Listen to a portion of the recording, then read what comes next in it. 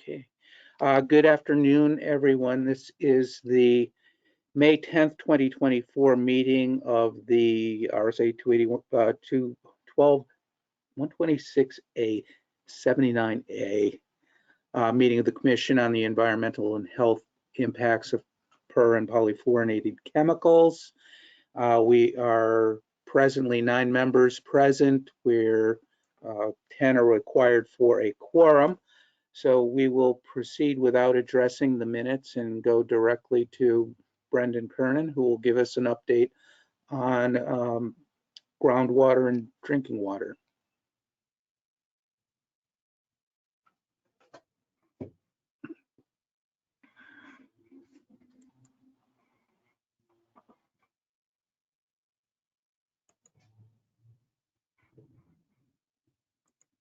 You see the PowerPoint slide? Yes. Okay, great. So I'm Brandon Kernan. I'm the administrator of the Drinking Water and Groundwater Bureau, and I'm just going to give an overview of the new federal MCLs for PFAS and what it means for New Hampshire. I think all of you know that the federal government, April 10th, issued the new PFAS MCLs, and they were published in the Federal Register, I believe, last Friday, and so that really starts the official clock on the new MCLs. And what they did is they developed MCLs for 6 different PFAS, the 4 that we regulate and 2 additional ones.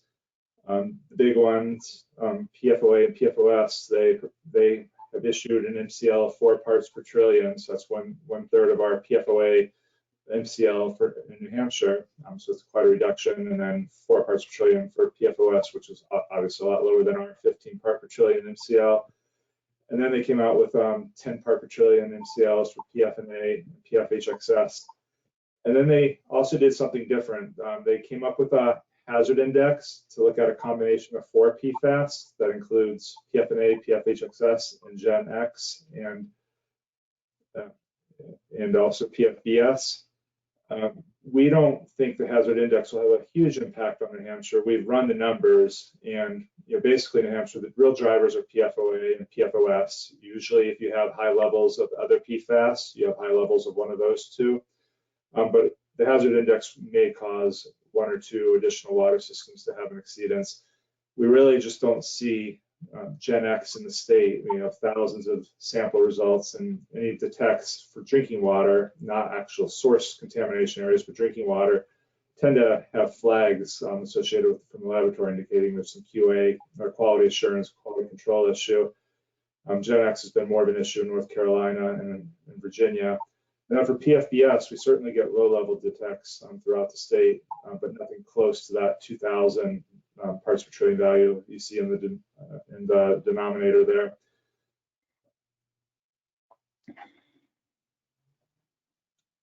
So some of the highlights of the new regulation is that the regulations that are associated with these MCLs that EPA issued, that we will have to adopt regulations within 2 years in New Hampshire that are at least as stringent as the federal government's regulations. We could be more stringent, but we can't be any less stringent. And that's because in New Hampshire, we have primacy, meaning we have approval from EPA to administer the Federal Safe Drinking Water Act. Along with that comes quite a bit of financing for infrastructure and other things. And so as part of keeping that primacy, we need to have rules that are at least as stringent as EPA's. Also within 3 years, I'm sorry, anyone have any questions, just jump in at any point. Also within 3 years, all the water systems will have to complete initial monitoring for the MCLs. Now in New Hampshire, that's kind of nuanced. We've had an MCL in New Hampshire since 2019, and then after litigation and legislation, 2020. And so we have a lot of this initial monitoring data already, especially for the 4 compounds that have MCLs, PFOA, PFOS, PFNA, and PFHXS. What we don't necessarily have for all the water systems is data for Gen X and PFBS. I'd say a fair number of the water systems went ahead and tested for all the PFAS analytes associated with the analytical methods. We have hundreds of results for those compounds, but there were some systems that limited their sampling to only the 4 analytes that we routinely monitor for. So some systems will have to do some additional sampling because of EPA's MCL, and others will not if they've already done the work historically. And EPA baked that into the rule to accept any historic data that states already collected.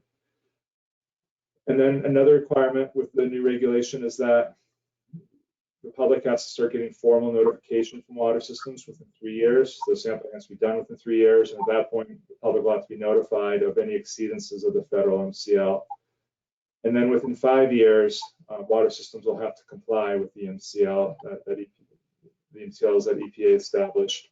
And so there is a ramp-up period for implementing this rule, and that was based on a lot of comments from stakeholders to EPA on states worried about lab capacity, worried about the ability to install treatment, and worried about financial planning to comply with this rule.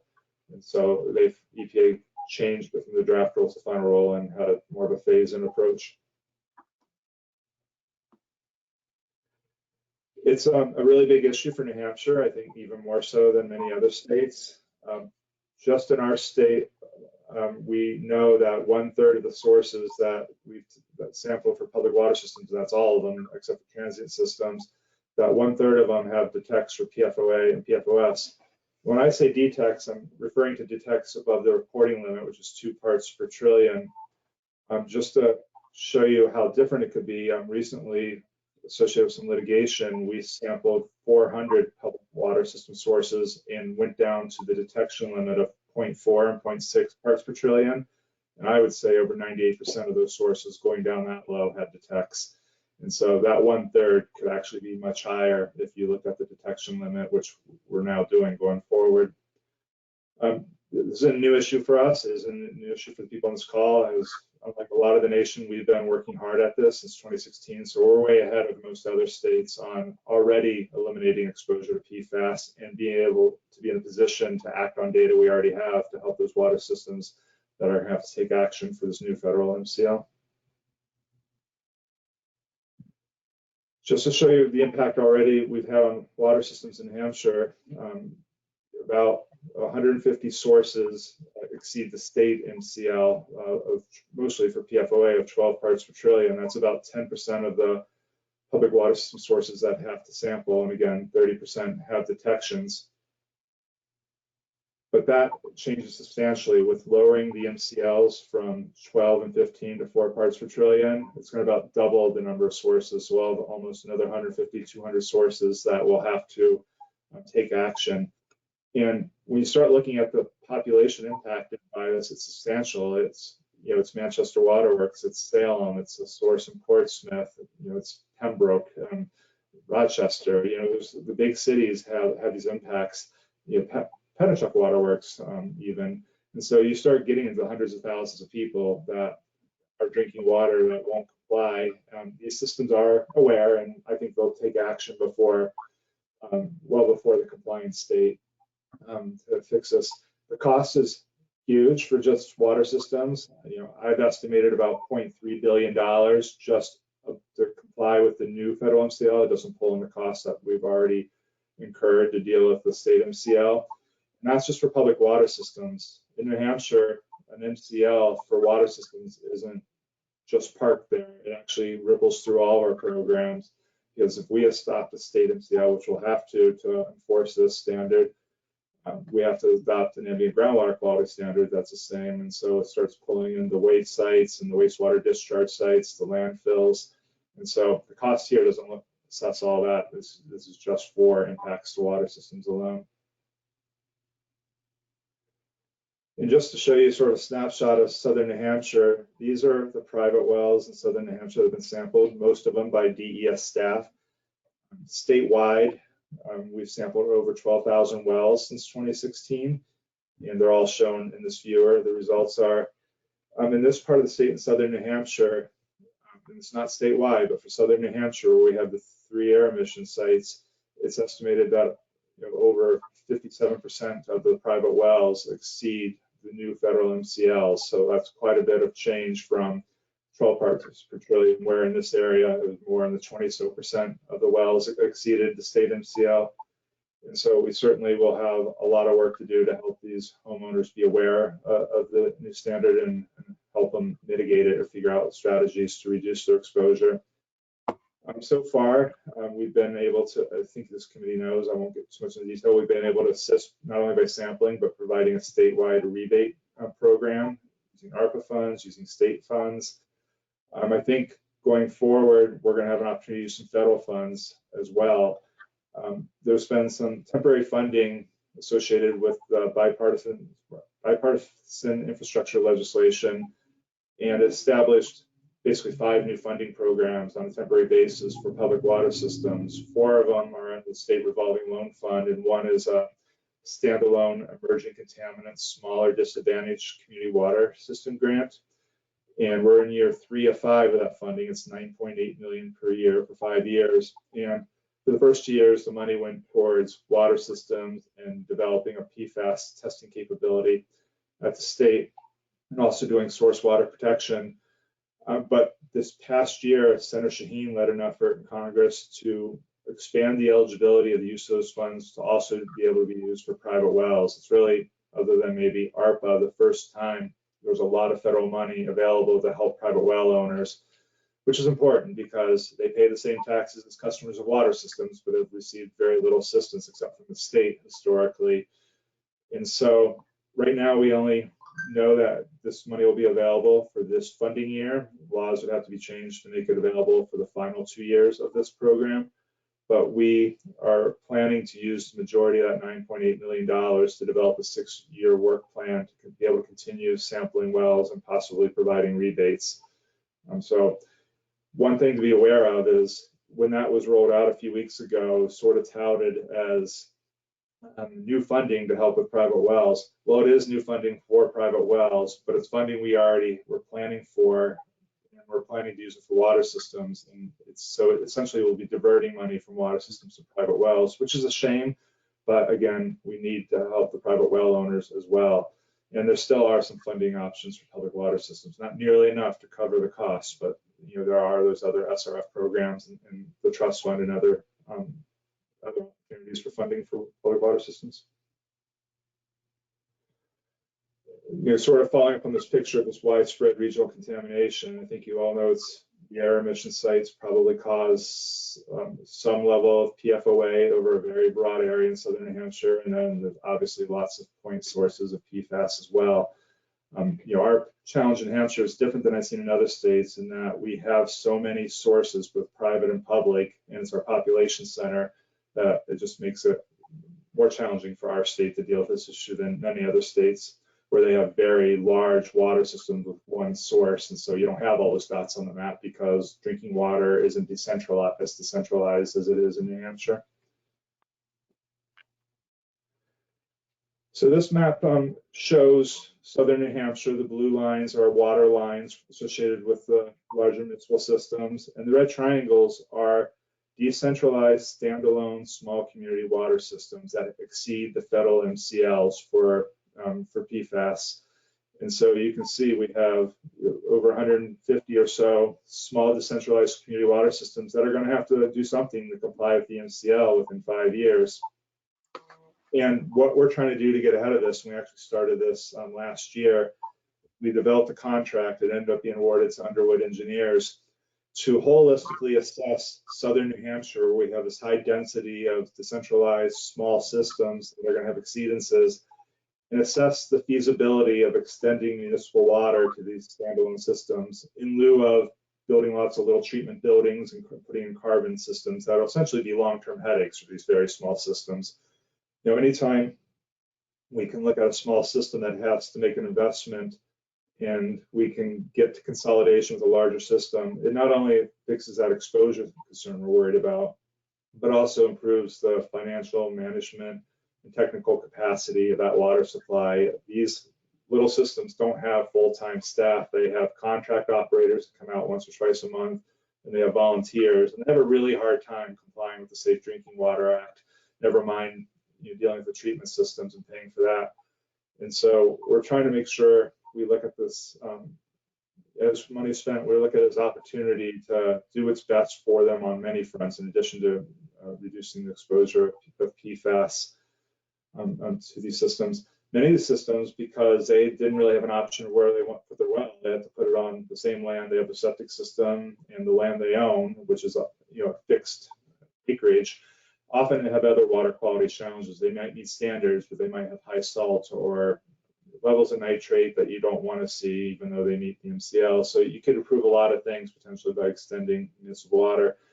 And it might be more feasible now that we're looking at multiple systems, rather one by one, because extending a water line could be much more feasible if it's benefiting many different systems opposed to just one.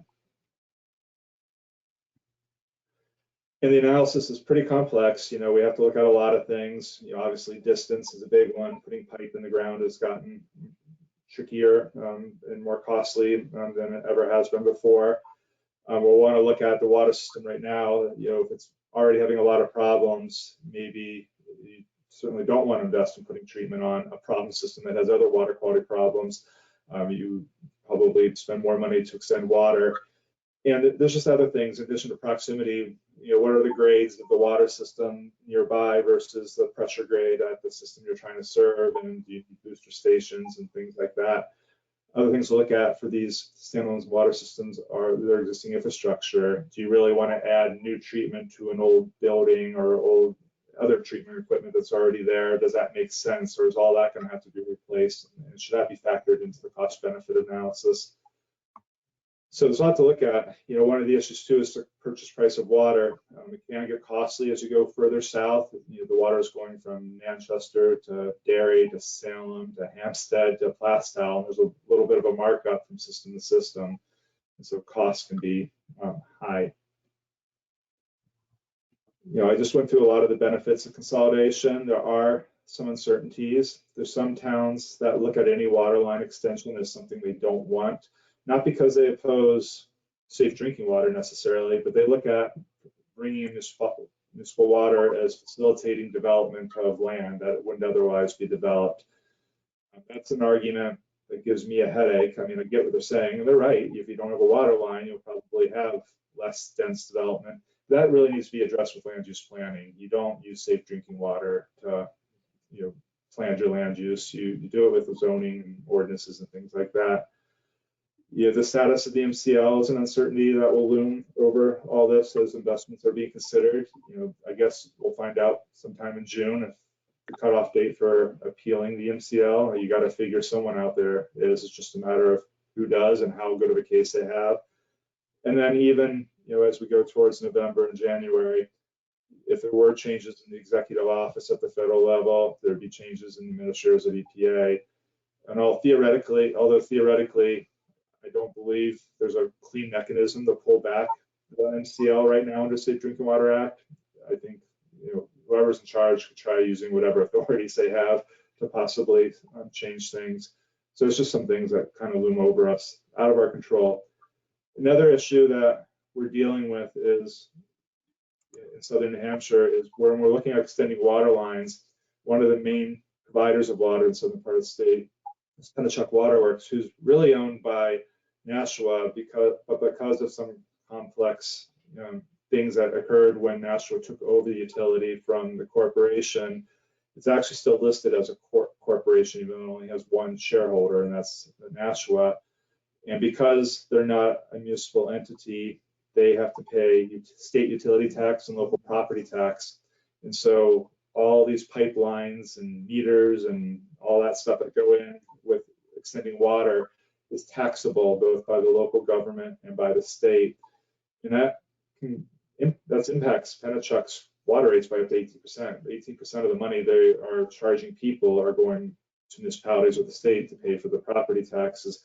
So sometimes they're a little leery of extending a pipeline if it's going to make the rates of existing customers be higher because they don't have enough customers with the new water line. The new water line is going to reduce exposure, eliminate exposure, but they have a tough time going along with it if someone naturally already on the water system is going to have a higher water rate because of the tax bill that's associated with water line extension. So that's kind of out there as an issue sometimes. I just want to talk about source water protection a little bit. That's certainly something that we need to work on as we try to reduce exposure. We need to stop the problem. Obviously, air emissions is a big issue, and the legislature and DES have done a lot of work to make sure what happened historically with PFAS won't happen again. Air emissions as a source of contamination certainly throws out our whole source water protection model, where we look at the watershed or the contributing area of groundwater to a well and look at the land uses and make sure that's all appropriate and manage or address any contamination issues. You can figure that out pretty easily, where air emissions go every which way, so you don't have this sort of target area so easily to assess and address contamination.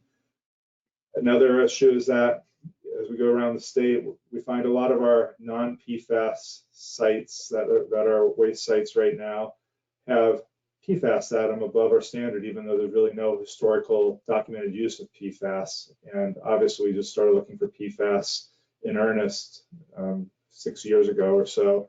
And so there could be sites out there that were closed without looking for it.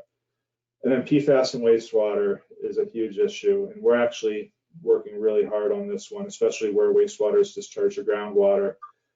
Pretty much we found that all wastewater has PFAS above EPA's MCL and oftentimes a state MCL. One of my colleagues, Dr. Jennifer Hartman, is doing work on sampling wastewater discharges to groundwater in wellhead protection areas, which occur all over the state because obviously we have standalone water systems with on-site wastewater disposal. And she's focusing right now on places like schools and things like that, but she's also working on domestic wastewater. And we are sharing the information with the entities where we see the PFAS, trying to work with them on looking at the materials they're using. And just sort of as a point of interest, a major chemical manufacturing company contacted us seeing one of her presentations and shared with us their process of getting PFAS out of their clean chemicals. They were certainly forthright in saying, hey, we use this stuff. This was excellent materials for evenly spreading out the chemicals on floors and things like that is exactly what we needed. But using some sort of silica chemistry, they're able to get PFAS out of it. I don't believe they've announced it yet, and they didn't want us announcing their name until they did, but they're going right through their whole product line, getting the PFAS out of it. And so, our work has already had some benefits in that area. And, we've sent letters to schools talking about containerizing the things from floor cleanings or floor stripping wastewater and dispose of it with appropriate vendors, opposed to putting it down the septic system. Because what's different about PFAS is, historically, the things that you put in the septic system, we would regulate in groundwater, drinking water, at part per million or part per billion levels. Mostly it would be nitrogen, nitrate, or nitrite. But PFAS, we regulate at part per trillion levels, and it doesn't break down like those other chemicals. And so we do believe we see the case where wastewater discharges on site are getting back to the drinking water well, where we didn't see that historically with other things that were put into the septic system. Just to talk about a few other PFAS items that are going on, I already talked about the new grant program that we'll be able to use for private wells. Last year, the legislature funded just under $10 million to help address PFAS by funding another Merrimack river crossing. That's to help get water from Pennachuck, or their Nashua treatment plant, to the other side of the river to help benefit communities like Hudson and Londonderry and going south, Pelham, and maybe eventually Windham, and even maybe further south in southern New Hampshire. Work is underway on that. It's a process. This construction season, there's a lot of survey work going on where they'll have divers go right into the river and do borings and figure out the best location for a river crossing, figure out if it can be installed through horizontal drilling or if it needs to be laid on the bed of the river. Londonderry did a lot of work. I see Representative Dunn is on the call. They passed a warrant article to help fund upsizing of a water line that will eventually support more regional water to help address some issues in their town. Obviously, we're doing a lot of private well sampling. EPA, along with the MCL, recently designated PFOA and PFOS as a hazardous waste under CERCLA, with some caveats to carve out protections for water systems and wastewater facilities. Alternatives to PFAS are starting to get looked at a little bit more, and sometimes you can really do really green chemistry, and sometimes you can just make something other than PFAS, and I think people are starting to get interested in that, where fluorines might be replaced with chlorines, and people really want to get ahead on the toxicology of that before these new replacement products are used in a broad way. Another thing that is being worked on, it's going very slow, is proficiency testing for laboratories. I don't know if this group have ever really jumped into all the issues with laboratory testing for PFAS, but it's pretty complicated when you get down to part per trillion levels. And in my bureau, we actually have a lab accreditation program that works nationally. So they go out on site and sort of audit labs to make sure the labs are following the EPA methods and have the right documentation and are meeting the different thresholds in the EPA methods. And that's really important to make sure we have good data. What we don't have for PFAS yet that we have for other compounds we regulate is what we call proficiency samples, where you hire a company that makes samples of a known concentration and you send them to laboratories that are accredited and doing work for water systems, and you send them in a way that's blind to those laboratories, and they analyze it and report the value, and then you can grade them on how accurate they are relative to these fixed samples.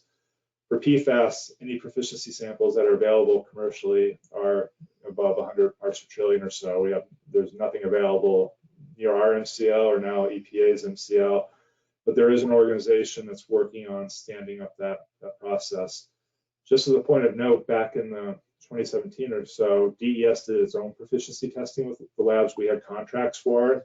Being new to PFAS and having multiple labs and seeing some variation, we were able to test it out. At that time, we were targeting more around 70 parts per trillion, going above and below that to some degree. And the labs did very well. The thing people need to know is that the EPA methods itself allow an accuracy of plus or minus 30%. And that's normal. That's even normal for volatile organic compounds and even things like arsenic. Maybe it might be a little tighter, like 20%, but there is an accuracy range that's allowed for these labs, and that's right in the EPA method. It's not our rules or anything else.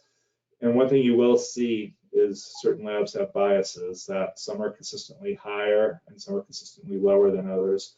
So sometimes if you're a water system or even a private well owner and you see your sample results jump from 3 to 5 or 8 to 13, it could be a trend, but it could also be that plus minus 30%, or if it's a different labs, it could be that variable as well. So I guess my point is don't get overly forensic sample to sample, because there's multiple things to consider here. Other items are, obviously PFAS is being addressed at waste sites in a big way throughout the state. There's work going on how to address biosolids and residuals. And then we continue to work on the wastewater that I mentioned, and air emissions also being addressed.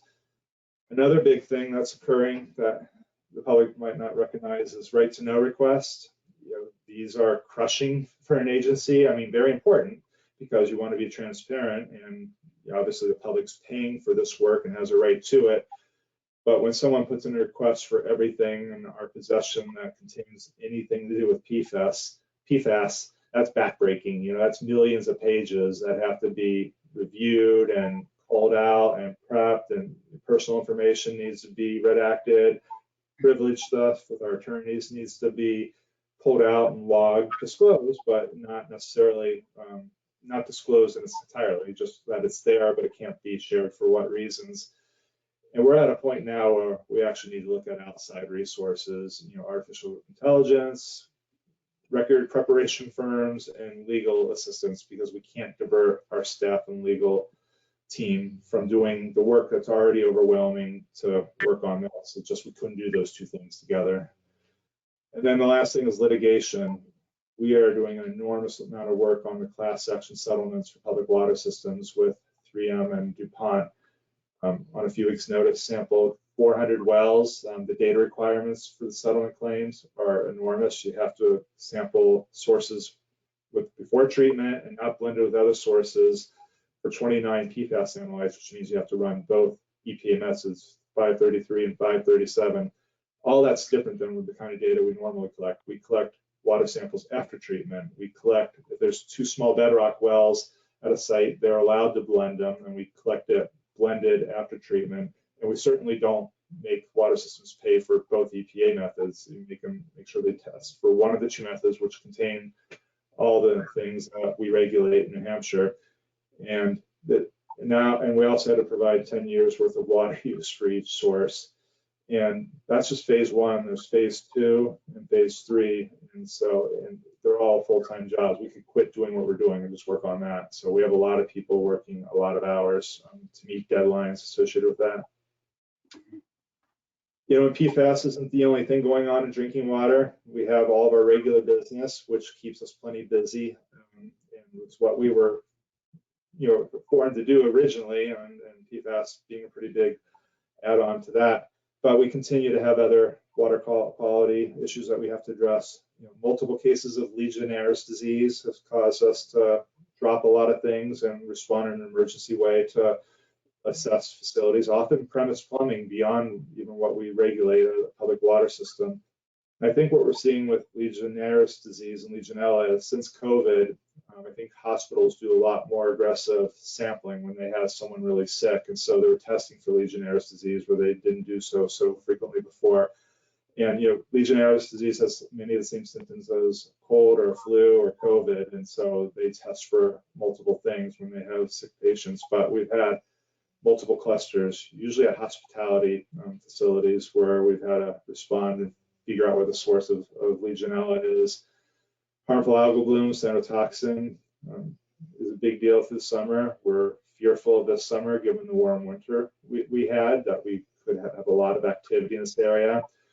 And it keeps us busy right through the weekends. These things seem to start on Thursdays and Fridays, and and pretty much we need to respond and shipping off samples for 24-hour turnaround time to Florida, because there's no regional lab that can do the cytotoxin analysis at this point.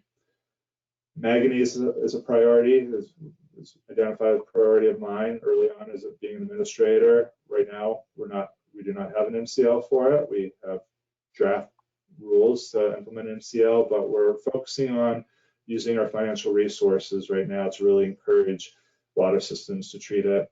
And just by happenstance, most people that have to treat PFAS have to pre-treat for manganese if it's at elevated levels. And so you're getting a side benefit in addition to removing the PFAS exposure, you're getting the manganese removal as well. 1,4-dioxane has been not a huge statewide problem, but a challenging problem for a few water systems. North Walpole's putting in has put in a treatment system. Dover's put in a treatment system. It's a really difficult compound to remove, but we did have a statewide initiative to look at it many years ago, and the few places we found are dealing with it. And then the lead and copper rule. The lead and copper rule is probably 10 times more effort and money than PFAS is even for this state. And the federal government issued a new set of draft rules last year and are going to finalize the rules this September.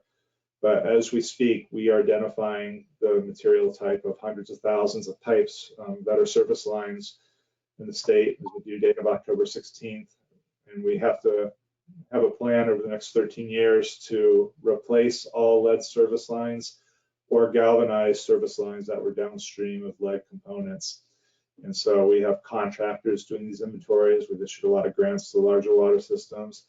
And what's going to happen in October is we're going to have about 1,200 inventories for water systems that we need to review, representing hundreds of thousands of service lines.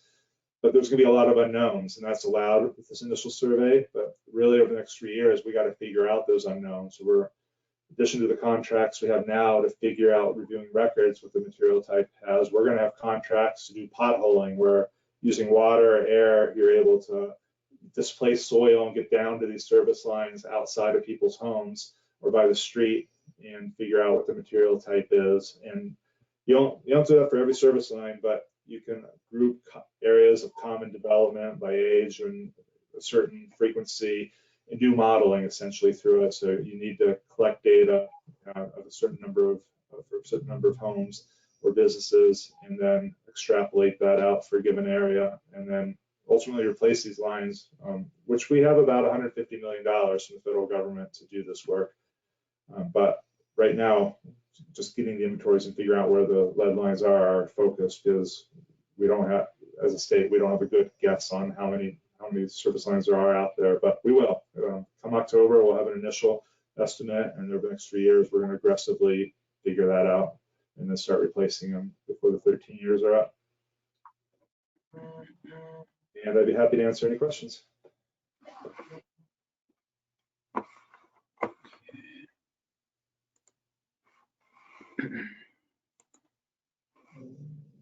So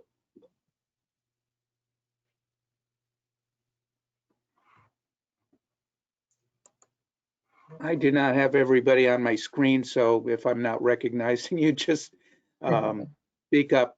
Mindy, go ahead. Just one quick question first. So thanks for updating on all the results across the state for now what would be exceedances of the MCLs.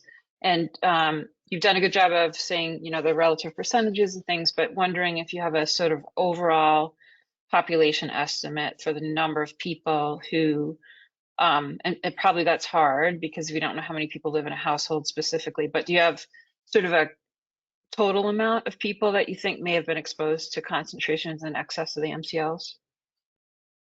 I can track that down. I think we're talking 500,000. I mean, Manchester Waterworks basically serves water to 1 in 7 people in the state in of itself. You know, so, but we do have a population served for each water system, and so I could add that to the spreadsheet. I would have the exceedances and add it up. I mean, it's a little tricky, you know. Yeah. Parts of the state get very populated, like the seacoast, and less populated certain times of the year. But yeah, we could certainly provide that estimate. But I would say it's a few 100,000 at least, and probably closer to 500,000. Maureen? Great job. That was wonderful. My question is, the last few years, you know, in Concord, it's been really, really hard to get a bill pass for a private well notification. Given that over the 8 years that I've known of this PFAS crisis, if you will, you know, we went from 100 to 70 to 12 and now to 4. And, you know, when the health advisory says there's no real safe level, does the state have a plan to notify? You know, we have so many people who are unaware. They don't have to take action tomorrow, but what can we do, you know, besides trying to get a bill pass that requires notification of private wells or testing upon transfer? Ridiculous resistance to those wells. That to me is just such a low-lying fruit. So do you have any thoughts or an idea of what the state can do? And are you obligated, given the EPA, you know, incorporation in New Hampshire, to send notification to private well owners, or are the utilities then supposed to notify their customers also? So how do people know? Because what I've learned in the last 3 years is, in the last 8 years, is ultimately, you know this, it's up to people whether they choose to or not to protect themselves while we're waiting for implementation of this immense amount of work. I can start, and then Mike or Amy might want to add into this. So I'm aware of many of those legislative initiatives that would require people to disclose the actual testing result and even sample the well before they sell their home. And that was pretty controversial. And so that bill, and there's a few bills that pursued that, morphed into a big compromise. I think it was HB 398 of last year, but that was processed by the legislature this year. And where they ended up is to add to the common language disclosing about arsenic and lead and radon, and then, yeah, and those things. They now have a paragraph when someone's buying a property that you'll be noticed that PFAS is an issue in New Hampshire, especially southern New Hampshire, and that you can test for it. So it won't go as far as some of those initial proposals, but it's a step. The other thing the state does that almost no other state does is we already have a law that says we need to notify homeowners within 500 feet where there's an exceedance of a standard. And so, and then in New Hampshire, we're backing that up, even though it's not in the law, with offering to sample those homes within 500 feet. And so we have had a good system where we've grown out in an area, and unfortunately, the harder we work, the more work we have, as we keep having more exceedances. We're never going to get done with this, especially now that the value is down at 4. So a lot more people have been notified than would have been if you lived in another state. And then I think some of the things we're thinking about, and We have to pull our work plan together literally in the next 18 days for EPA, and we just notified last week of it. But this new money that can be used for private wells is not only to continue to fund the private well sampling that the Waste Division's been doing, and it can be used over 6 years, and possibly continue to fund the rebate program if there's enough money for that, but also divert money to have community testing events. We might target more disadvantaged or rural communities where, kind of like the Seacoast, which I'm not sure if you're aware, we recently did town by town community sampling events where they would come in that wanted to sample their well for free, come into a workshop in the evening. They were educated on how to collect the samples and the importance of the data, and then they were given bottles and then the drop-off date. We're thinking of funding more of those over the next several years, targeting either areas that we're concerned about or disadvantaged areas. But another thing that we might do, and you might see some of this now already, is a more organized public outreach advertising campaign. We're doing one right now for public water systems, and there's billboards that have gone up, signs on the sides of buses, there's some social media videos, and it's really trying to let the public know about the value of public water and the need to support water systems, that it's not magical, that you have safe water reliably coming out of your faucet whenever you turn it at a relatively low cost. And it's just meant to bring awareness to it. But we've never done such a professional outreach event for private wells statewide that encourage people to do that. The key would be, though, to really have the resources to help people with PFAS testing. Just sampling for inorganics and metals and bacteria, that's around $100, $120 to ask people to spend another. Well, for us, it's $250 for a one-by-one coming into a lab. It's probably $400 or $500. That's a lot to ask somebody to do. So maybe use some of this money to find a way to lower that price so that it's accessible, because asking someone to spend hundreds of dollars to test their well is something I don't think it's not going to have a great response rate, and it's certainly not environmental justice, because the people that can't afford it certainly won't do it. Never mind that they're often the ones that don't benefit from the education and outreach just because they're not seeking that type of information. I don't know, Mike, Amy, did I leave anything out? I think you covered it pretty well, Brandon. I want to thank you for coming today. I really appreciate you stepping in. Yeah, anytime. Yeah, I've seen some of the outreach in the posts on Facebook. You're doing a great job there, but not everybody sees that. But I mean, it is a bit of a public health crisis of some sorts, and I'm really bothered by yesterday's action on the floor, in the House, where they voted. It was a close vote, but to restrict actions of public health officers, absolutely ridiculous. So we have this problem with people who are realizing that all this regulatory is based on public health, and then this striking back and restricting of public health. So keep doing what you're doing, and I guess word of mouth, we'll keep doing what we're doing. Thank you. If you have ideas, we certainly would like to hear them. Yes, because this has been neighbor informing neighbor. You know this, the people that you hear from in southern New Hampshire who become aware of testing, whether they pay for it or reach out for some state program, it's word of mouth, and that's pretty powerful. Mindy, go ahead. Has the state done any outreach to like MUR to see if we could get on to speak about it on MUR or something? Because a lot of people get their news from MUR. Has anyone done like an interview with MUR? There have been, yeah, I don't know that we're doing any current outreach with them, but we've certainly done interviews. DES officials have done interviews in the past on the broad PFAS topic, but also as various news stories emerge on PFAS. I know that our assistant commissioners have appeared on Close Up and that sort of thing. So there has been some broadcast from their news programs regarding PFAS issues. Yeah, it would be good though if some of this data Brandon just showed would, be relayed via some news outlet like that, since the standards went into effect, are going into effect. One thing that would be good, and I know you want to react urgently and quickly, but as we stand up additional funding to do testing or rebates, it'd be good to couple that outreach effort with a solution. Last thing we want to do is have a big push and not have resources to help people. So I don't want to delay anything, trust me, but it might make sense to wait until a couple of months, just until we can couple that message with, here's what you need to know and here's what you can do. So we just don't make people concerned. We also give them a path forward.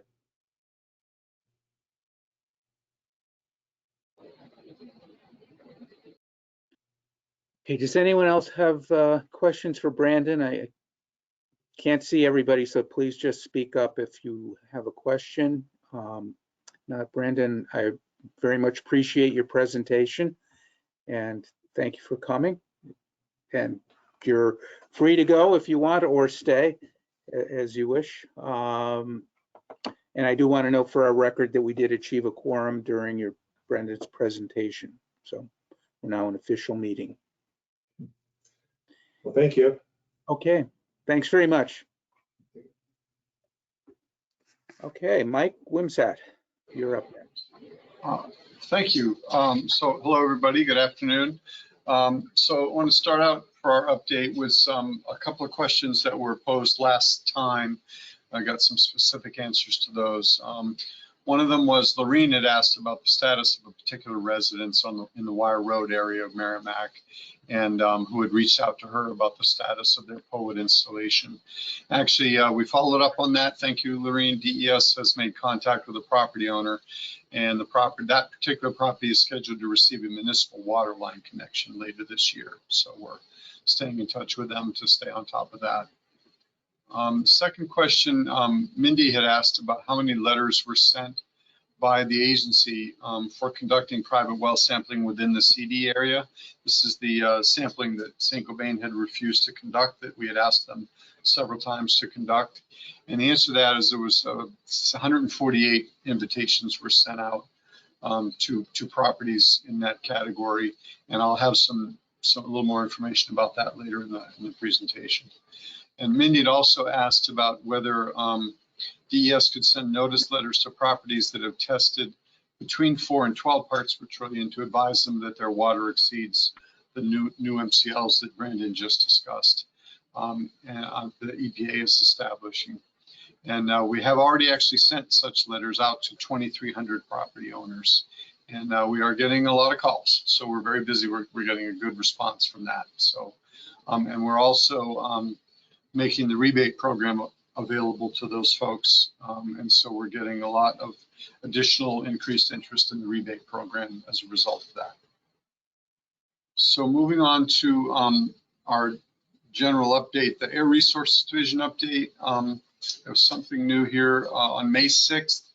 The Air Division staff spoke with a Saint-Gobain representative about the plans for the facility, and specifically determination of the state permit to operate the RTO and the submittal of final reports and fees. Saint-Gobain informed the division that there was still some work taking place in the fabrication area, not creating, no tower work, no creating emissions, but still some fabrication work that would likely be done by the end of this month.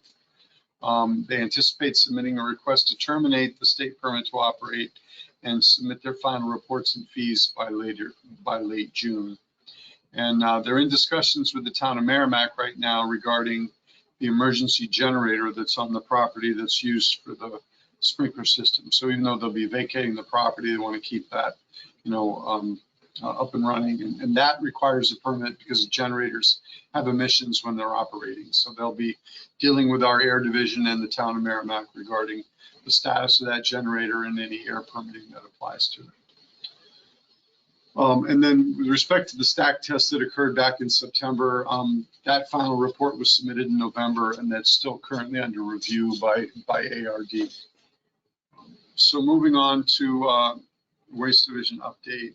As far as the facility closure goes, as we said, they're on the schedule. They believe they're still on the schedule to complete their closure and depart the property by the end of this calendar year.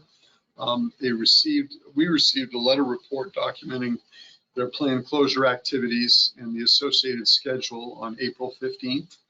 And as the date of that report, the following activities have been completed or initiated. Electrical and plumbing permits were obtained from the town of Merrimack in accordance with local requirements, and work to disconnect plumbing and electrical power to offline equipment has been initiated. Asbestos containing material and related surveys for the equipment being removed have been completed, and all equipment identified as containing what's called ACM, or asbestos containing material, will be removed, handled, and disposed of in accordance with applicable regulatory requirements. Fabric coating operations ceased as of January, and we've talked about that before. Remaining waste materials at the facility are being containerized, packaged, and transported in accordance with applicable regulations. The wastewater pretreatment closed loop system holding tanks have been pumped out into vac trucks and transported for proper offsite disposal. The operations rinse pits have been power washed, and wash waters and sludge materials have been containerized and transported for proper offsite disposal. A contractor has begun pumping water out of the subgrade vault located under the compressor building, and that water will be containerized in vac trucks and transported for proper offsite disposal over the course of several weeks. We'll continue to remain in frequent contact with Saint-Gobain during this process to ensure that the property doesn't pose any additional risk to human health and the environment following its closure. My understanding in talking to a Saint-Gobain representative just a few days ago is that they still have some, they're finishing up these fabrication activities. They still have some product inventory that, for sale to their customers that remains in storage at the site that will actually, I think customers come and actually inspect it before accepting delivery of it. So there's still a little bit of that going on, but I think they're getting pretty close here to finishing all of their fabrication and manufacturing operations and getting all the product off the site. And then they'll be, in a position to, in earnest, remove and decommission equipment. So that's what we have for an update on their closure. If we move on to POET systems, as of May 1st, 615 POET systems have been installed. Their contractor provided second notices on April 2nd to previously non-responsive parties that are eligible for POET systems. And we've received several calls from residents following that second notice, and put them in touch with Saint-Gobain to make sure that they can, if they have a POET system owed to them, they can get set up for that. Due to the requirements of the work plan, even though there's 615 POET systems that have been installed, there are 578 that have been considered officially complete, meaning they've passed the battery of tests to demonstrate that they're treating effectively. And so they're officially complete. And then their contractors have begun periodic maintenance on POET systems that they've already installed in accordance with the POET system work plan revision that they submitted to us that we approved. DES received a report on that work on April 30th that summarizes the results of the POET system installation effort and associated monitoring through December 31st of 2023. And there'll be a link in the notes for that. The company's indicated that they received with regard to the company's own rebate program, they've indicated that they received 35 plus reimbursement requests, which were reviewed for eligibility and reimbursement in September. They notified residents of their eligibility status in February of this year and provided directions on how to set up the process to be issued a rebate payment. In a very recent conversation, we've learned that 35 of those requests have been processed and paid, and so the rebates have been issued. They received, I think, somewhere around 5 to 10 additional applications that they are reviewing, and we continue to receive inquiries sporadically on that and about their program, and we forward those inquiries along to Saint-Gobain and their consultant. Now, with respect to waterline installations, a notice to proceed for construction was granted in October by the company for the Hillcrest Road water line extension work in Litchfield. Water main and curb stop installations have been completed on Rocky Hill Road, Shirley Way, Muscovy Drive, Deerwood Drive, Buttonbush Lane, and Hillcrest Road. The water main work on Tamarack Lane and the east end of the Hillcrest Road will be completed early this month. And well, I guess it's maybe now, we're almost to mid-month. That will conclude the water main installation effort for this project. And then water utility will begin water service connections and water meter installations in April. And 10 residents have been disconnected from their water supply well and are receiving water provided by the water utility. So it's getting underway. The water connection services will continue in May and June. And the contractors have estimated this work will take approximately 6 months to complete. So we'd expect by this fall, all of that work and the connections associated with the Hillcrest Road area will be complete. Let's see. The water utility has indicated that 35 properties have declined connection to the water line, with 14 of those properties opting to have a line extended from the curb stop area to the house, but not to connect to water. And DES notified non-responsive residents in March of this year that the water and the water utility received responses from 11 of those properties that were previously identified as non-responsive. Saint-Gobain has been working with the utility to complete the design for service connections to existing water mains in the towns of Bedford and Londonderry. Bids have been received for this work, and the water utility has selected and awarded the work to a contractor. The water utility is awaiting the contractor's schedule and anticipates that service applications will be sent to eligible properties in May or June of this year. The company's consultant has finalized design packages for extensions and connections to existing water mains for the Merrimack, Wildcat, Brenda Lane service connections. They've reviewed bids for the project and issued the notice of award to the selected contractor. The company anticipates finalizing contracts this month, and these projects are estimated to take approximately 3 to 4 months, and so will be completed this calendar year. Saint-Gobain is working with the water utility and the town of Londonderry to evaluate the feasibility of water line extensions in that town. The conceptual design was completed by the water utility on behalf of the company at the end of April of last year. And DES met with Saint-Gobain, the town of Londonderry, and the water utility back in November to discuss expanded water service in the area. And those meetings have continued this year. Londonderry has applied for supplemental funding to assist in the long-term expansion of municipal water in the town. And we're hoping to set up another meeting with the parties probably in a couple of weeks by the end of this month. So that is still in progress. On April 6th, DES received a letter from Saint-Gobain that proposed to delay submittal. April 6th of 2023, this is going back to some history. A letter that proposed to delay submittal of the application for groundwater management permit. They were looking to complete a second set of PFAS samples from all the drinking water wells at the site. DES concurred and that would be helpful and that it would assist in delineating the boundaries of the GMZ. So we gave them an extension until early May of this year. We did have a meeting early this month, and we're still not really getting where we need to be on that. We talked a little bit about this at the last meeting. This is going to be a groundwater management permit like no one's ever seen. It's going to cover many square miles. It's going to cover thousands of wells and users of water. And we're not really at a place where we think that they're prepared to give us an application that we can approve. So they've got a proposal that we're willing to entertain.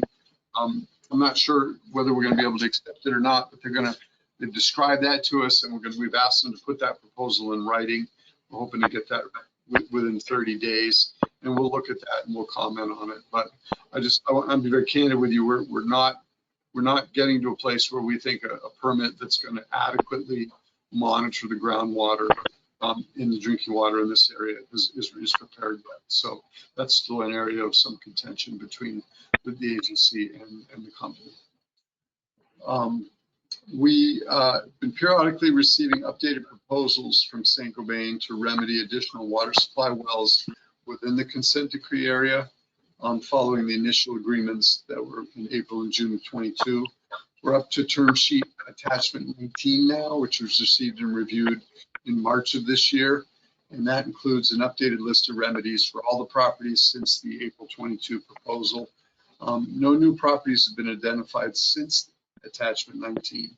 So a new proposal. So as a result, no new proposal is expected in May. But we, obviously as work goes on and sampling advances, we anticipate there'll be additions to those.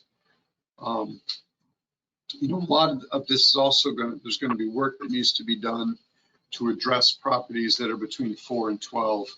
And, one of the challenges with that, with respect to the company, is that rule is not even in place yet. That federal MCL becomes effective around June 25th of this year, 60 days from its publication in the Federal Register. And then the agency would need to take action to adopt that rule. So there's going to be some time lag here, and we're still sorting out what that's going to look like. And I think Brandon's presentation gave you some idea of what his program is required to do under the law. So we're really we're still working on that. As far as water supply sampling goes, I think we talked about before that Saint-Gobain's consultant has been collecting a second set of samples from wells that were previously sampled only once that exhibited results below the detection limit to 10 parts per trillion. As of April 25th, second samples have been collected from approximately 1,140 properties, which represents about 95% of the targeted properties for resampling. And the analytical results for those second samples, again, these are wells between the detection limit and 10 parts per trillion originally, have indicated that between 5 and 10% of these resampled properties have exhibited exceedance of the drinking water standard. So these properties have been issued bottled water eligibility letters. If we go to previously unsampled wells within the CD, we've talked about this at some length here. DES is proceeding with completing sampling at the remaining homes within the outer boundary of the consent decree that Saint-Gobain has not yet offered to sample. And, early on in this presentation, I noted that there were about 148 letters that were sent out in that regard. The sampling effort was initiated in March of this year by DES by notifying the first batch of residents in Bedford and Merrimack, and the remaining and sampling of those water supplies started in mid-April. A second batch of letters for the remaining towns was sent out at the end of April, and we anticipate sample results will start coming in May this month, and that will take approximately 2 to 3 months to complete this effort. So we made it clear to the company that we intend to recover costs for the DES costs that will be incurred for conducting this sampling effort. And then regarding previously unresponsive properties, DES provided notification via letter on April 2nd to approximately 900 property owners that had previously not been responsive to the company's request to conduct sampling of their water supply wells. These were properties previously identified for sampling, but that had not responded to the initial letters or had not returned access agreements. And DES letters notified property owners of their eligibility to be sampled and requested that they contact the company's consultant to have the sampling completed. Saint-Gobain's consultant indicated that they have received significant response from this mailing. And I think that when they last told us about 100 calls they'd received from property owners. So that's pretty good level of response. So it's good to get those people into the system. And as far as the statistics for sampling, not too many changes. Addendum 18 goes back a little ways. So 3,867 properties have been identified for sampling. That's not a change from last month. 3,855 access agreements sent, and no change in that. and 2,488 samples were collected from water supply wells. That's 10 more than the March report. And then 1,139 second samples collected from the water supply wells. And that includes basically 967 samples that were collected since last June. And 1,124 properties have been offered bottled water, and that's one more than the March report. And then to bring it home here on the remedial action plan, we're still reviewing that, and as we discussed previously, we're not close on that, and we'll be working on that, and we'll keep you apprised of our progress on that issue. And that is it. So I'm happy to answer any questions that you have. Thank you, Mike. Questions for Mike?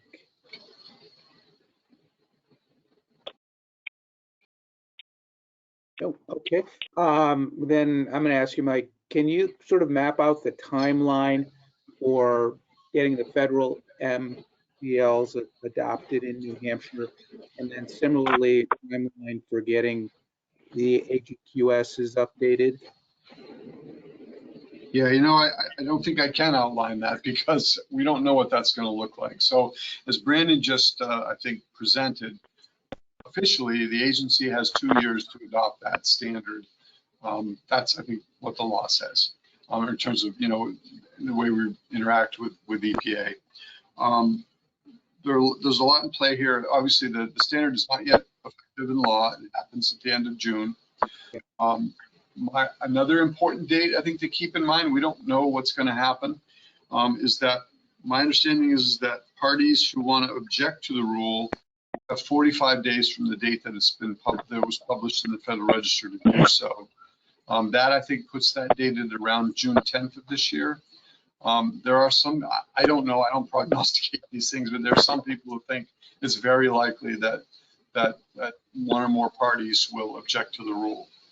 If that happens, I don't know that it is necessarily, I don't believe that it's automatically stayed, but certainly a party that files an objection could request a court to stay it.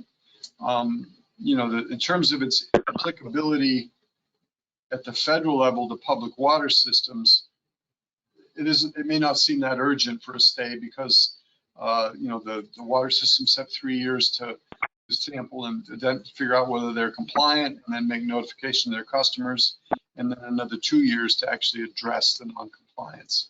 So we don't know what that's going to look like, and we don't know how that could impact this rule. But I think, you know, in the next 45 days, we're going to know a lot more, I think, about, you know, where that's at.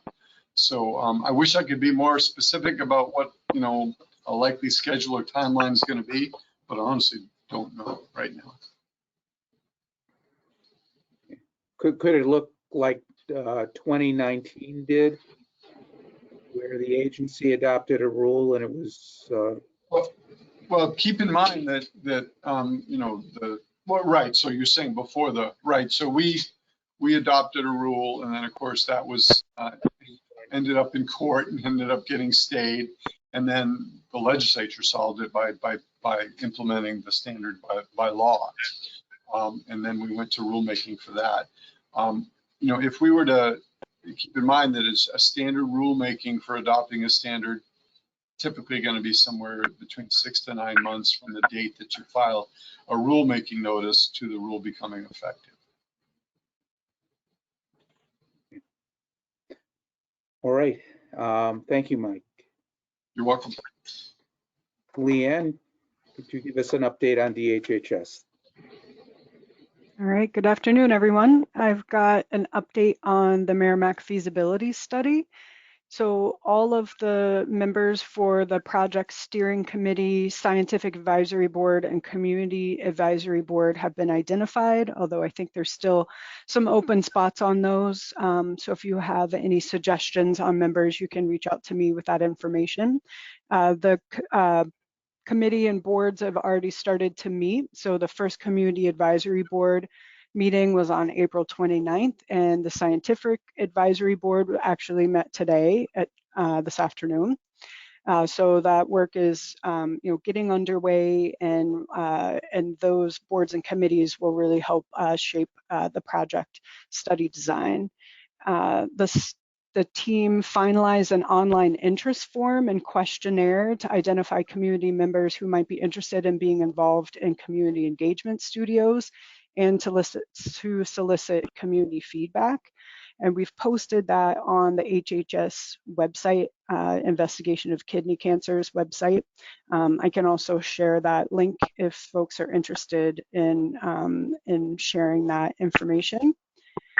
We've set up dates in May and June for in-person and remote community engagement studios, and we're working on a social media advertisement to recruit participants in those studios. And I can also share that once that's available, and we'd love your help getting the word out about those studios.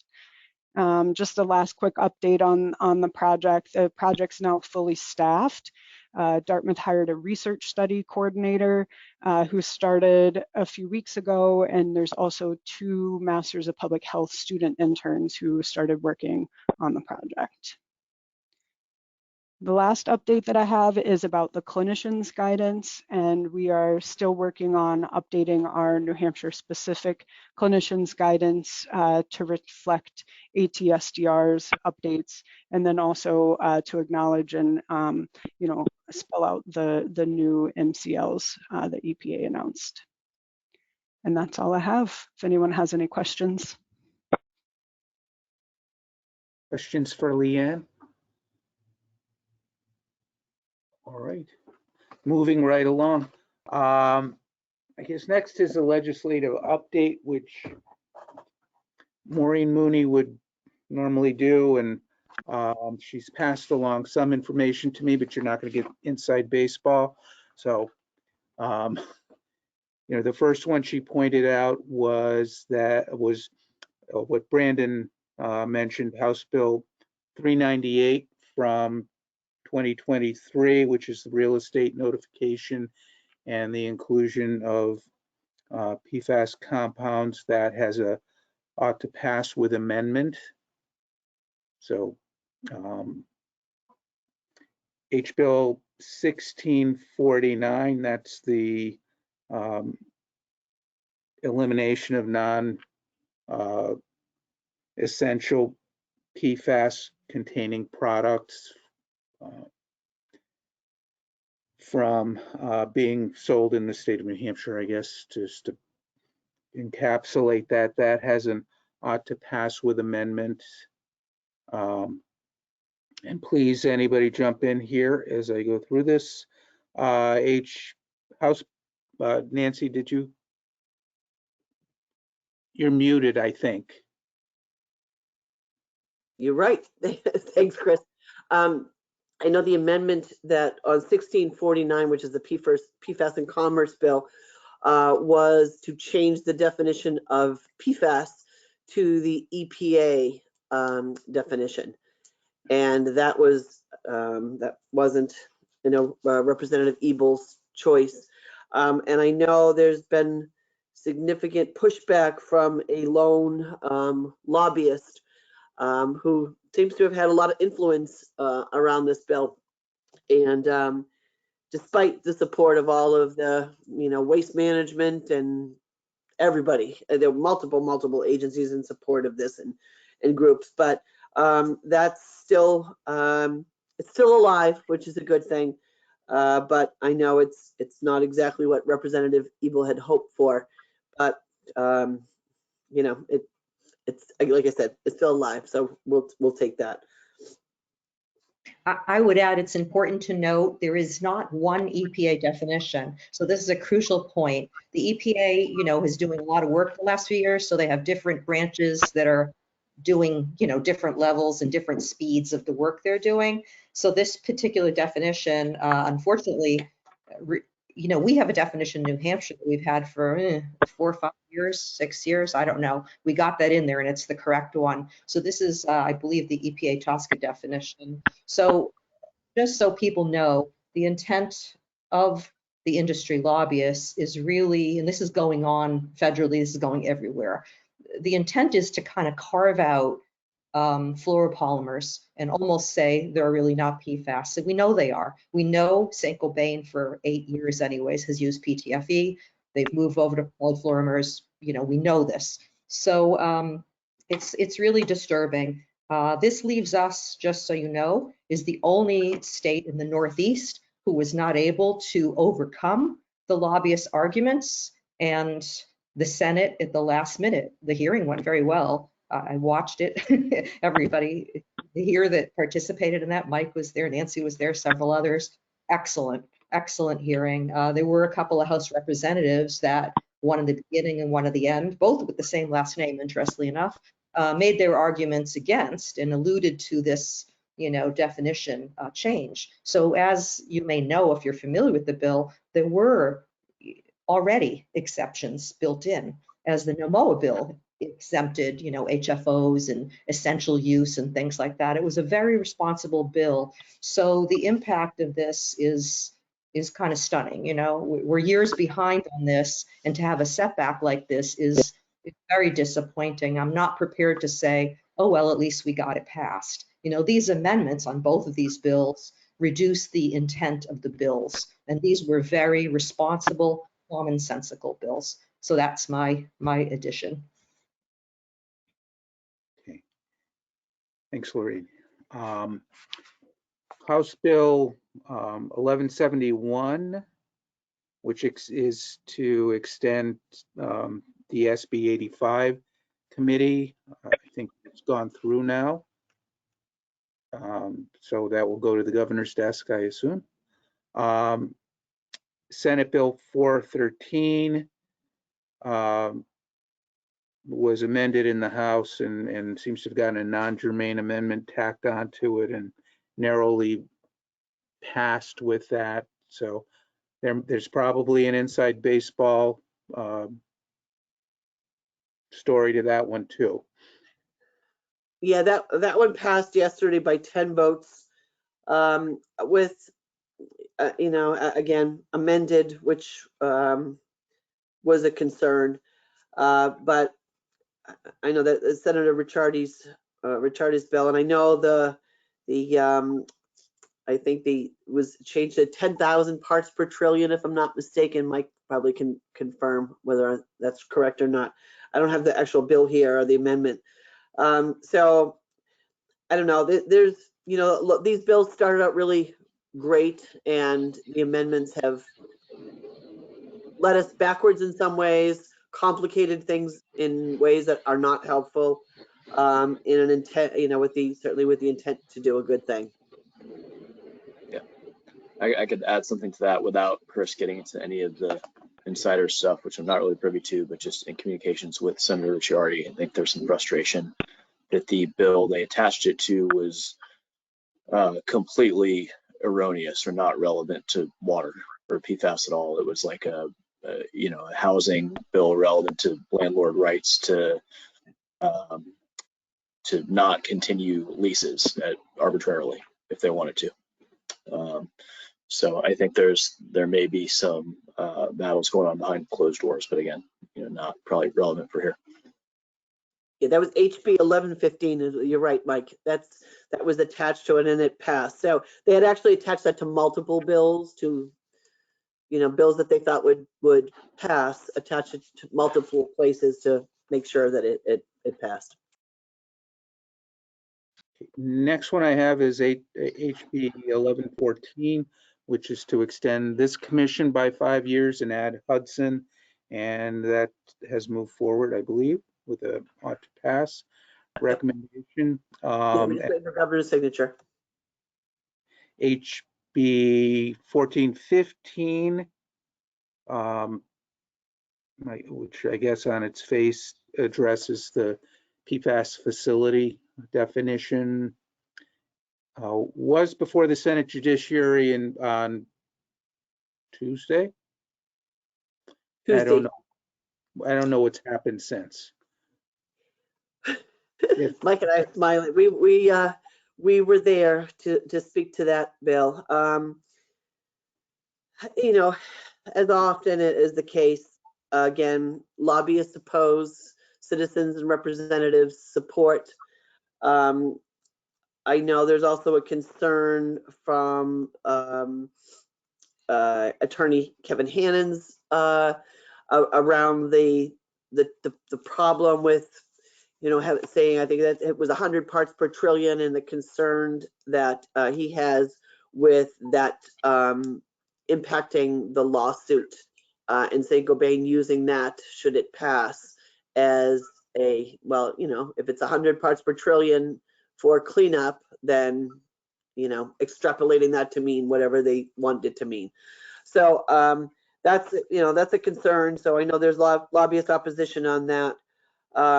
Again, I know Senator Chanley spoke with Mike and myself, to talk about a possible amendment. So that's, again, as we sit up in the air. I'm not sure that what it's going to be exact, but I'm sure Mike and I and Senator Chanley will be talking before that happens to see what we can do or what we need to do to make sure that if it passes, it's actually helpful and doesn't undermine the work that everybody's trying to do.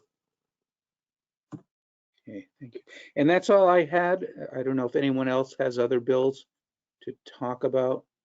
No, I just have a question for Nancy. Does that Bill 1415, does the trigger limit, was that amended to 10,000 as well? Or is it that stays at 100?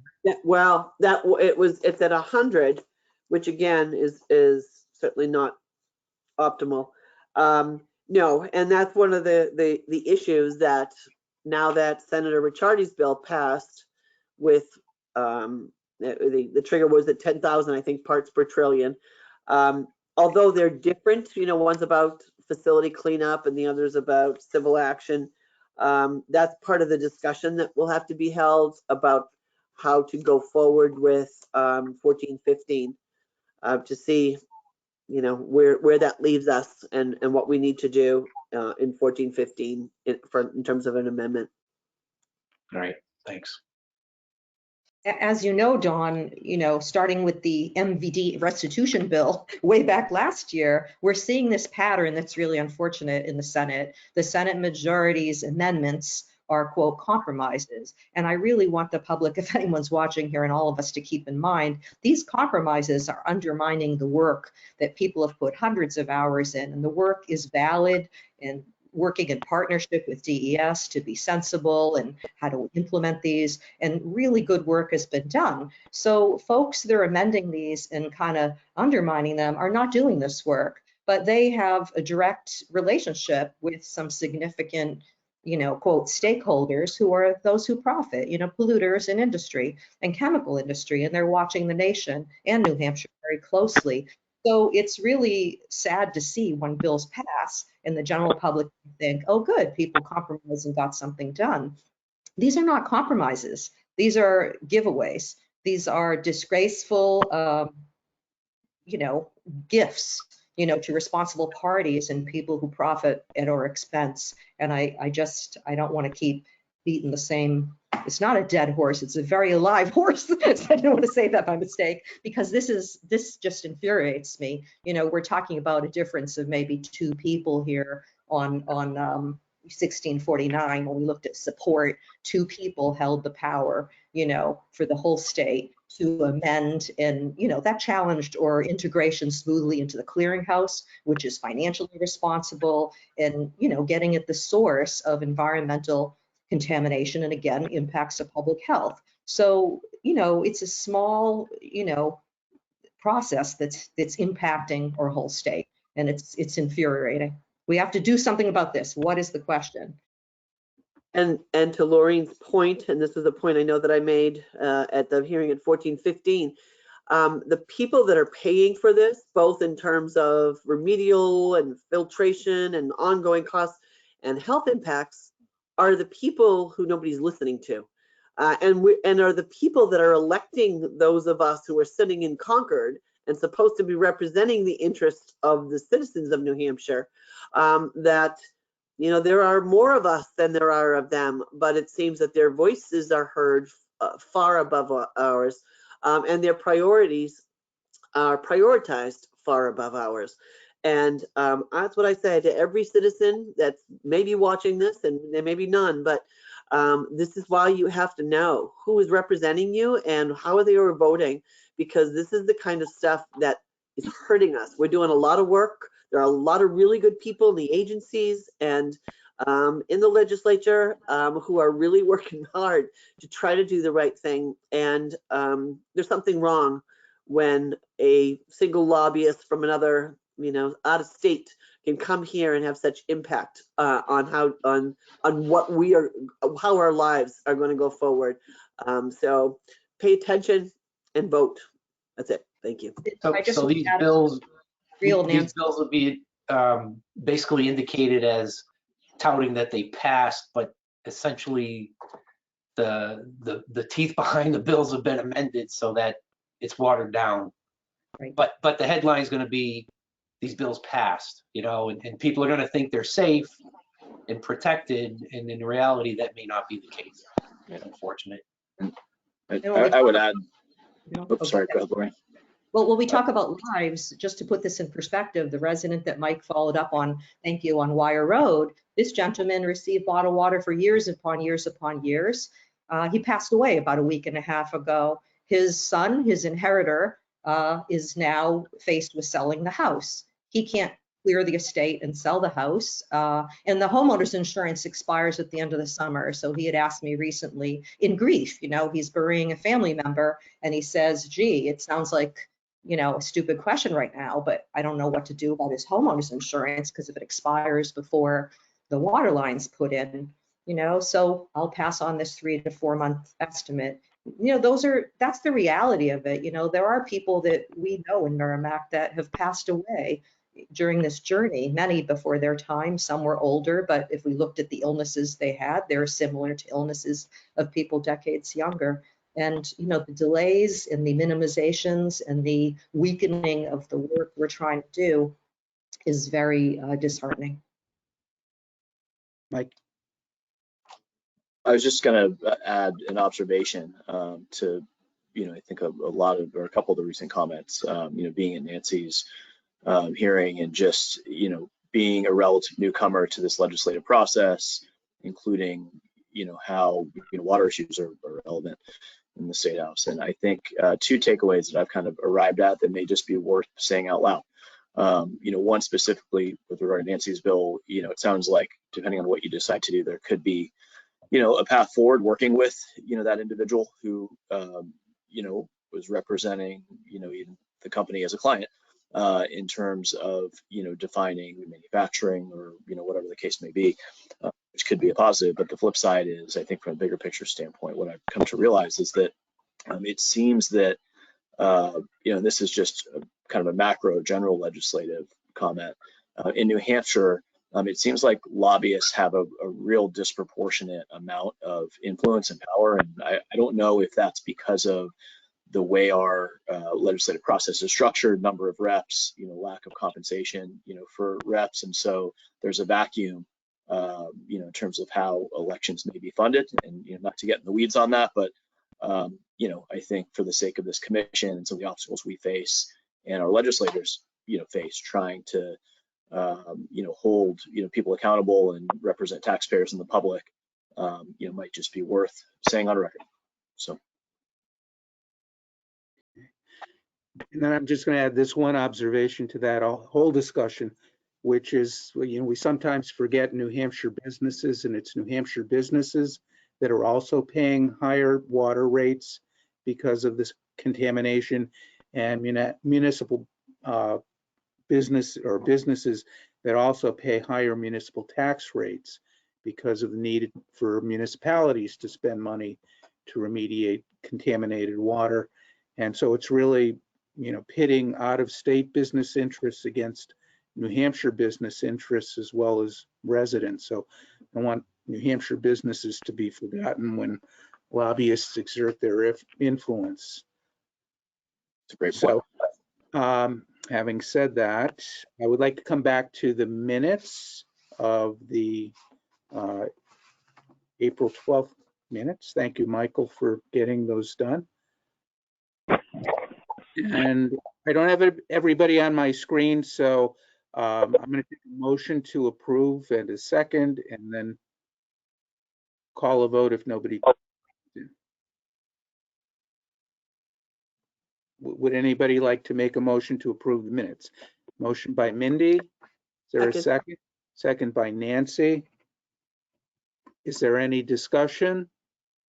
All those in favor, I'm going to take a voice vote just because I'm not sure I'm going to see everybody. Please say aye. Aye. Aye. Any opposed? Rich Are there- Losellis on the phone, aye. Okay, thank you, Rich. Any abstentions? This is Amy Costello. I abstain. I was not at the meeting. Thank you, Amy. Okay, so that passes. And then just a couple of quick things.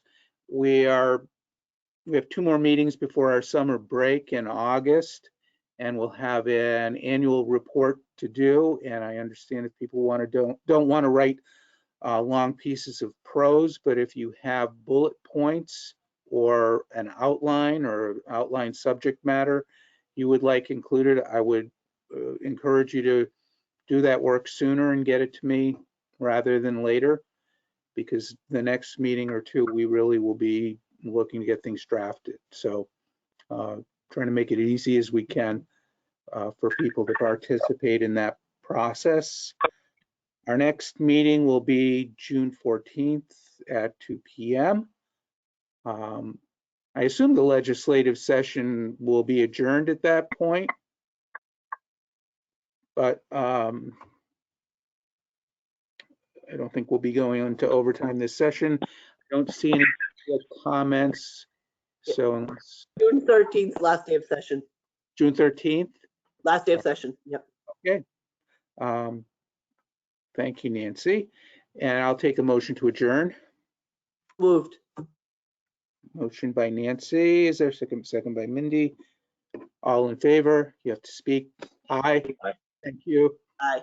Okay, our meeting's adjourned. Thank you, everybody. Enjoy your weekend. Hi, everybody. You too. Nice to hear your voice, Amy. Thank you. Thanks. See you soon.